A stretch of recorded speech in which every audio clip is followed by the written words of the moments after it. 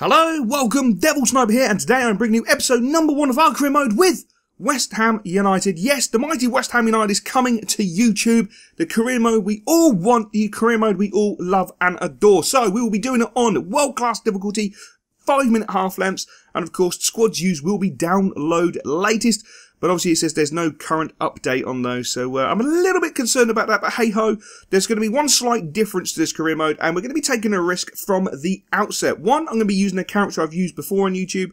2, we're going to be starting in season number 2. Yes, the first season will be simmed, got out of the way, done and dusted when we start this career mode. And you're probably thinking to yourself, why are you doing that? Well, for a start, I'm Juan Diablo, I'm 29, and I'm from Brazil.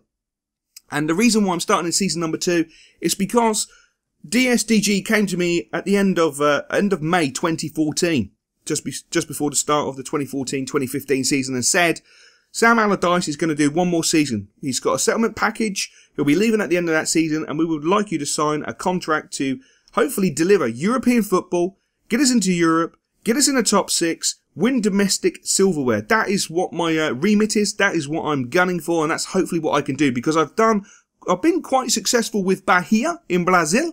I delivered the Brazilian Cup, and I also won the league title in my first 2 seasons with them. Hence why West Ham have come in for me, because I'm just an absolute legend in Brazil. So, Sam Allardyce left us 14th in the division after 38 games, 12 wins, 12 draws, 14 losses, scored 42, conceded 50, -8 on the goal difference, and a measly 48 points. But I did notice, though, if you know, 2 more wins, and you could have been pushing the top 10 quite comfortably.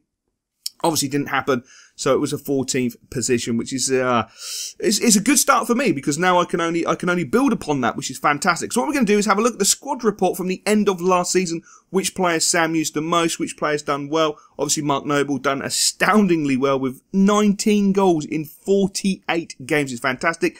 Big AC didn't have a great season with 7 goals throughout the season, which is not great. Of course, Valencia knocked in a few. Sacco didn't really get any games, which same with Morgan. So it looks like Sam was literally freezing out a few players, which is a bit of a shame. Nolan there popping up with 3 goals, and that's quite a low standard for his good self. A lot of players weren't actually used or utilised. The growth is not something at this point I'm really interested in, because obviously it was a simmed season, so the growth is not always going to be fantastic. Sometimes you get that magnificent growth spurt, 9 times out of 10 it just does not happen. So statistically, the attributes, let's have a look at the attributes, see how the boys developed. Not too bad on a few players, like Kiate looking pretty sensational with his development there. But of course, Mark Noble, who managed to score 19 goals, even if it was 19 penalties. His penalties didn't go up, neither did his finishing, which is astounding. Surely his finishing should have gone up, but it didn't. I can't really complain, because, as I say, it was a simmed season. So hopefully next season, how can his finishing stay at 59? That's an absolute joke. But that aside, it does not matter. The minus loss on Nolan's not too bad, to be fair, considering the amount of games he played over the course of the season. It's not too bad. It's an acceptable level. 9 times out of 10, if this was FIFA 14 or FIFA 13, you'd be getting the coffin out and burying him. It's that simple. But thankfully this year, you don't have to bury him. He's just not particularly good. We can live with that. So, transfer dealings under Big Sam for 2014-2015, as you can see on the screen. Didn't do too bad on the players he bought in my opinion. Obviously, you know, Kiate was a fantastic acquisition. Creswell, great acquisition. Poyet, a great acquisition. Obviously, Valencia, an absolute blinding acquisition. Same with Sacco. Songy was on loan, which is unfortunate. He's obviously going to go back to Barcelona. Cole Jenkinson on loan. Unfortunately, he's going to go back to Arsenal.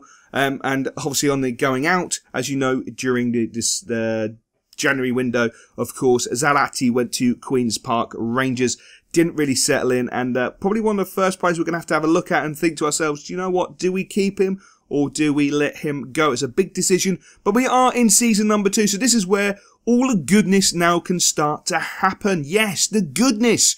It's viewer interaction, transfers, it's down to you guys. Yes, it's down to you guys. I might do what I've done before, which is present a few players to you and then say, which one do you want us to go for? As you can see, we only have 11.5 million. Not a huge budget. We have 60 grand a week for wages.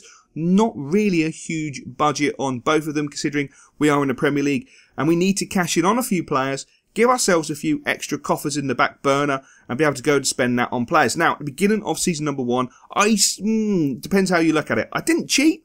But what I did is I spent all the budget on scouts. I thought that would make sense. I thought that would give us a good head start for Season 2.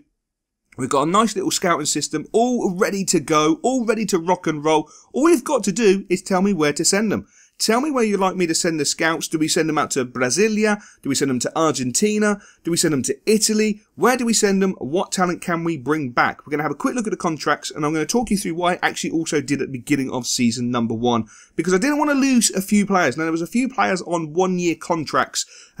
For example, Reedy only had 12 months to run on his contract, so I gave him a new contract. So I gave him $50,000 a week, gave him a 3-year deal. He's staying at the club, which is absolutely sensational. Obviously, Zarate, he's earning 60 grand a week, which is a huge chunk of change. He's got 2 years remaining. For me personally, I think it's a bit of a no-brainer that we will be getting, obviously, rid of him. Obviously, Chiarte has still got 3 years to run. We don't have to worry about him just yet, thankfully. Poyet as well, he's got 3 years to run. We don't have to worry about him just yet, thankfully. But Ravel Morrison also had 1 year remaining on his contract, so I gave him a 2-year deal. No, I gave him a 3-year deal, bumped him up by 10,000, so he made sure he would sign. He signed the contract, and I've done that purposely because I want to sell him. And I'm going to sell him. We're going to sell him. It's really that simple. It's that clean, cut and dry that we're going to sell him, get rid of him, and cash in on him. Because the last thing I didn't really want, when you consider how crap our budget is and how important budgets are on FIFA 15, I didn't want to let a player that's worth, 6-7 million quid just walk straight out of my life. We could not do that. I think it would have been suicidal if we'd done that, and it's not going to happen. So, of course, the first player that's going to go up on the transfer market, unfortunately, is Zarate, valued at 4.9 million. He's going up. Hopefully, we'll get some good money for him. Same with Ravel Morrison, going up for transfer. He's valued at 6.5 million. So, hopefully, we can, bring in at least 12, 13 million from the sale of those two. Give us a half-decent budget because we have got bare bones of a squad. Bring some youth players in, hopefully, with our scouting system. And develop from within. And, we've got to be looking to be finishing in the top 6 this season. It's going to be difficult because we haven't got the biggest squad in the world. We need to buy some players. We need to strengthen the midfield. We need to strengthen at the back. And possibly we need to strengthen up top. There's a big question mark, in my opinion, over Andy Carroll at this moment in time. Big AC, not firing on all cylinders. Scored a pitiful 7 goals last season in, 38, 42 games, around that mark, which is not a decent strike rate in any way, shape or form. What I will be doing is developing some, obviously some formations and showing to you in the next episode. Hopefully you'll give me some decent feedback on the formations. Hopefully we'll be able to, pick up some points with them. That's the main thing. Get some nice, comfortable formations. I decided to go with a rumour mill. Yes, I thought it'd be fun. I thought it'd be something different. Something you don't normally see on career mode is create a bit of a rumour mill. As you can see, Adebayor. Is that an opportunity for Adebayor? Obviously, Arsenal linked with a right back. And that could lead to a possible deal where we pick up Jenkinson. Obviously, Hull City not really impressed with Abel Hernandez. Does that mean we could step in and pick him up before Newcastle? And of course, little Chicharito, yes, Hernandez, who plays at Manchester United, back from his loan spell from Real Madrid. Do we put a punt in for him to solve our goal-scoring issues that we have? Because obviously, I believe Noble, if you look back at the statistics, was a leading scorer last season, which is phenomenal. Anyway, hope you enjoyed the video, and I'll catch you tomorrow for episode number 2.